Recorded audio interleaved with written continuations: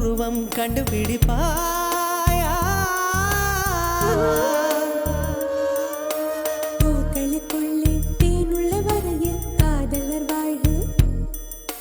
பூக்களுக்குள்ளே தேனுள்ள வரையில் காதலர் வாழ்வு. பூமிக்கு மேலே வானுள்ள வரையில் காதலும் வாழ்க. காற்றே என் வாசல் வந்தாய், மெதுவாக கதவு திறந்தாய்.